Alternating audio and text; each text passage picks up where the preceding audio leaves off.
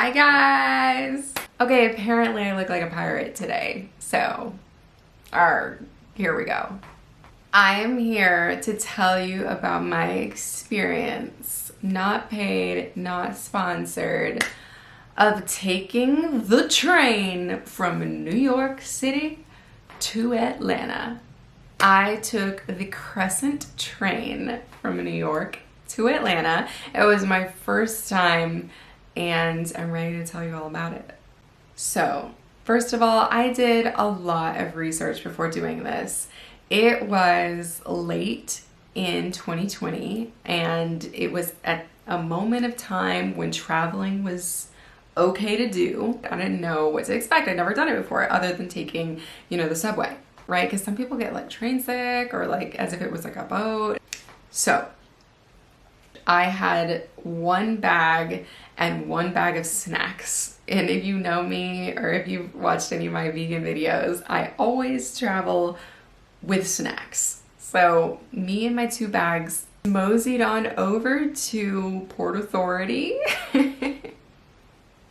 And that's how I started my train trip. Now, it sounds like I was being really like random and spontaneous, but that's not exactly the truth. Like I said, I did a lot of research and I was still trying to decide up until the very last second that I wanted to take the train. It was an experience that I wanted to have, but I was just a little worried about it. So I thought, I'll just take the, and also I had flown during the pandemic already and just like wearing a mask in the plane, I wanted to try something different.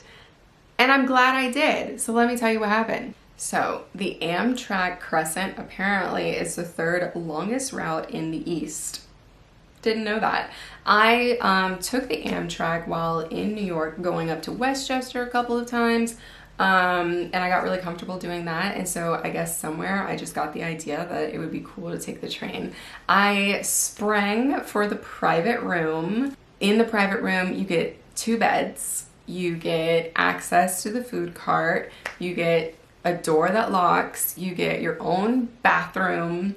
And that particular route on the Crescent is about 16 or 17 hours.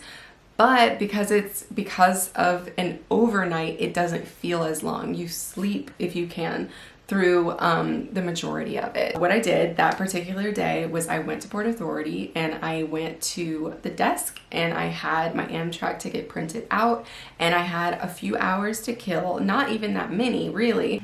In my couple of hours of waiting, I'm a New Yorker, like lived in New York, know where everything is. I start getting real comfortable. I'm like, I'm gonna go out to lunch. And while I was out to lunch, I was like, I'm gonna get a couple of meals that I can bring on the train. Because I had my snacks, of course, but 17 hours is a long time. And I also knew from my research that the food car on the Crescent doesn't have as an expansive menu as some of the other ones. There is a train that goes from LA to New York, that one is like super posh because you're on it for like 3 days. And I haven't tried that yet, but if I do, I'll make a video about it. I'll probably live stream that. I'll be like, it's day 2. It's like in Sex and the City when Samantha and Carrie actually take the train from New York City to LA for 3 days. They did that. It's a real thing and it's much nicer now. And they have a really nice food car and like food chambers and it's super nice. The Crescent, not as nice because you're not on as long. So I knew that they had food, but I maybe wasn't going to be able to have like the best options as a vegan and gluten-free person. So I picked up a couple of meals. I've got a bag. I've got my bag and I've got a bag of snacks and I have like unlimited baggage because I had a first class room suite. So I got the like bells and whistles. Even in Port Authority, I did not know this until I arrived and they showed me. There is a waiting area for first class people and they have water, like a few snacks, but they had like drinks and coffee and water, TVs, lounge chairs, and so after I had lunch, I grabbed everything that was mine. I went in there, I just sat there, watched some TV, pulled out the laptop, free Wi-Fi, you know, did the whole thing. And then when it was time, they boarded me and took me through like a little bit of an alleyway, and then you would see the train just like regular Amtrak from underground, got on, and before I knew it, somebody was showing up at my door telling me rather that they were going to be my point person if I needed anything, and it was really nice. So the route that you take, you go through a lot of places, and I did sleep a lot of the time, but I tried when I was awake to get a Snapchat filter of every location, because you know like when we stopped in DC, like your Snapchat filter would come up and say like DC, so I have a few of those that I can add on. I had like unlimited beverages, not drinks, but like beverages. You can drink if you want to. I was a little worried about drinking because I thought if I got train sick, like that wouldn't be fun. The bathroom is actually a lot of space. There are 2 bunks, a lower one and a top one. So I left the top one folded up, and I folded down the other one, and it's like a full-size couch. I just set everything up with my iPad and laptop, everything I wanted. I barely left the room, left the car. And when I was there, it was like nobody else was really riding, which was really fun. And I don't know if that's because of the pandemic, there weren't that many people riding, but it was super quiet. The man would come every once in a while and be like, it's lunchtime, do you want to order anything? I'm like, no honey, I'm good, I brought stuff, you know. And then at one time there was a scheduled break in the schedule where people could get off the train and get some fresh air. So I went out, got some fresh air, made a phone call. I could see, you know, right there that they weren't gonna leave me, and I even told the guy, my point person, I was like, you know, I'm gonna get off and just like get some air.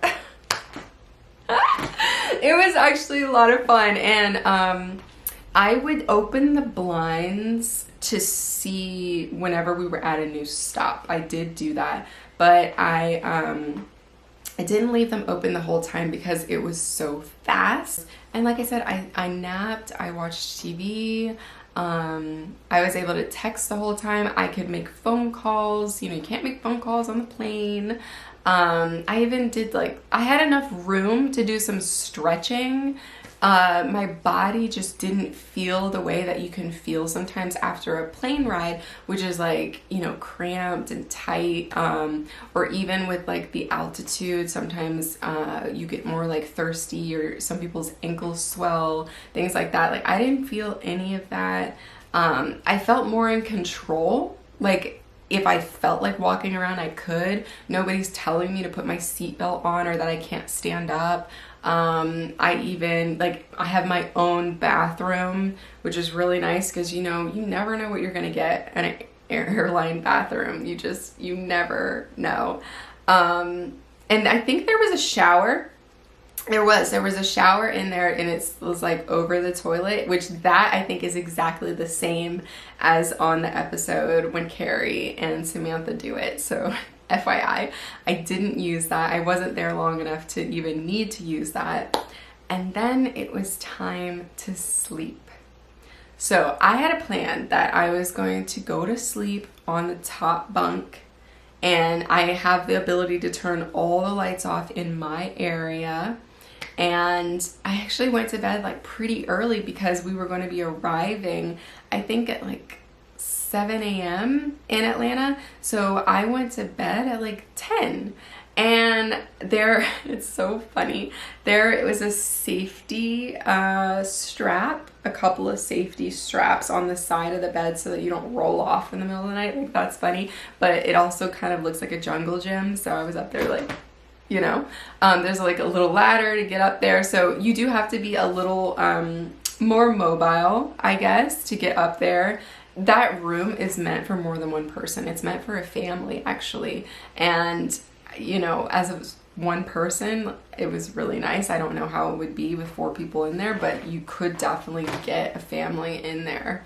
And I did an extra strap It was so funny. Everything was like strapped and barricaded.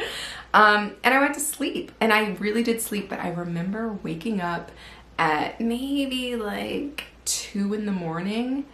That train was moving, honey. I don't know if it's because it's at nighttime or because there was going to be no stops, but the conductor, he said, let's get into overdrive. He said, engage. He said, pedal to the metal, okay? And it was a little weird to like wake up in a strange place at 2 in the morning and you just feel this like, that was the only moment when I second guessed what I had done or felt like a little like, you know, that was the only moment. But what's funny about that is I was able just to like go right back to sleep. And I think I woke up at like 6. I had my own sink and vanity, and I was able to like brush my teeth, ate like a protein bar, and then I went to the food car, got some Cheerios that are gluten-free, no milk, ate some dry Cheerios. It was cute though. Like I just remember sitting there, like all my stuff is packed. I'm about to arrive at my destination in an hour. I just had a pretty good sleep and I'm just enjoying my Cheerios, looking out the window, and it really was beautiful.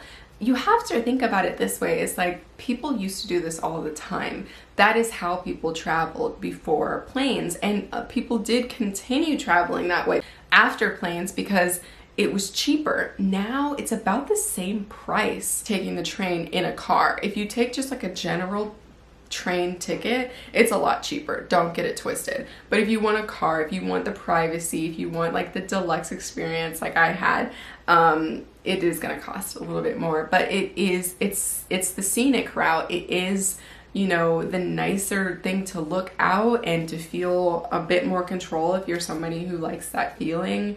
I highly suggest it. I am considering taking it from LA to Atlanta, but that's a long time. 3 days is a long time. So, ooh, that's a lot of snacks that I have to bring, right? So if you're going to take the train from New York to Atlanta, if you're taking the Crescent, some suggestions. I highly suggest those snacks. You can BYOB. They don't check your bag. There is no like security check or weighing your bags, which is a huge plus for anyone who's traveling like heavy loaded. There is kind of the side of it that's like it's lower security then because things didn't go through, you know, a metal detector. So it's a little less safe, I guess, in that way, but because I had my own room, I was able to lock the door, especially at nighttime. I wasn't worried about it at all. There was no additional door that went to another room or anything like that. I had full privacy, and that was really lovely. I know that gave my parents some peace of mind because they were like, what are you doing? When I got off, like I was just so like refreshed and smiley, and it's just honestly, I think it was just what I needed at that time. It was the middle of a pandemic. Traveling is weird. Having your own space was like a commodity. Having your own air was a commodity. So being able to have that versus like sitting next to 6 people in a row and then like 30 people around you and whatever else, I don't know, it just felt more appealing. And then when I got off, it's like I had the whole rest of the day. I didn't need to sleep or anything. I mean, I didn't go through a time change, but I was just like ready to conquer the rest of my trip. So I think everyone should try it at least once in their life. If you have any questions, let me know. Yeah, so think about it. The scenic route may be what you're looking for. Thanks.